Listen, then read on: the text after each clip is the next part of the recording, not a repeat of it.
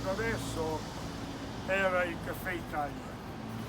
Allora in qualsiasi città nel mondo, vorrei dire, dove andate c'è sempre un Caffè Italia. Gli amici si riunivano, prendevano uno espresso, giocavano a carte, c'erano a biliardo e molte volte, perché molti degli emigranti non sapevano come fare la cucina, i proprietari di Caffè Italia facevano un piatto di pasta asciutta o che so io, così.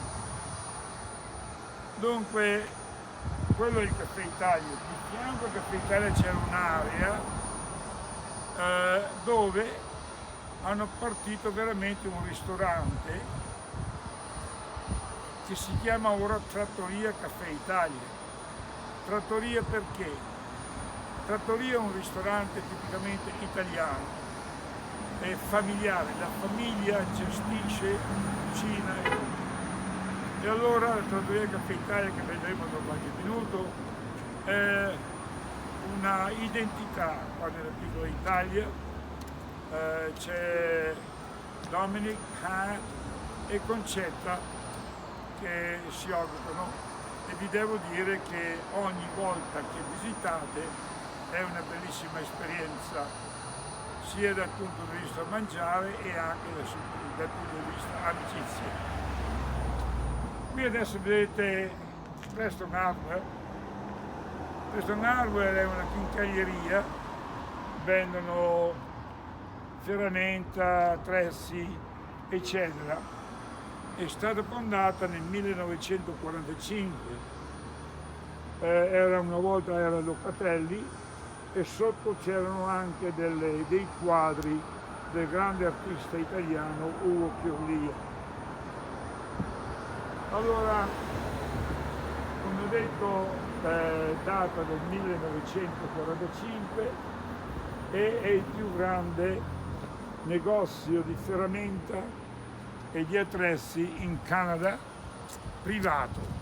Gli altri sono sempre, diciamo così, corporazioni, compagnie, eccetera.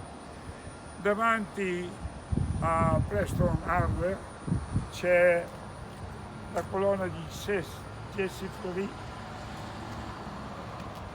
e c'è una lettera che è stata scritta, scusate ma ogni volta che vengo qua non posso trattenere le emozioni,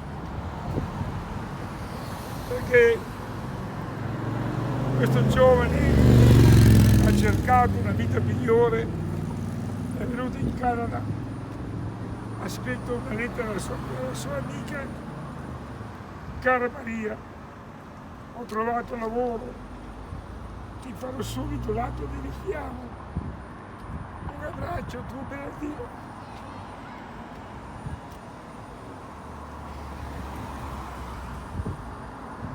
Una storia d'amore, un'altra famiglia fondata, per cui dovete essere pronti, se passeggiate nella piccola Italia, a queste emozioni, direi, straordinarie, che raccontano la storia degli emigranti.